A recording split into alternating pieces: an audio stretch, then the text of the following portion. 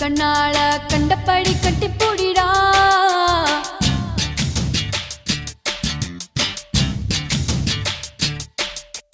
கட்டில் வரி போட போறேடா வரியே கட்டி விட்டு கட்டி பூடிடா கட்டில் வரி முத்தம் தானடா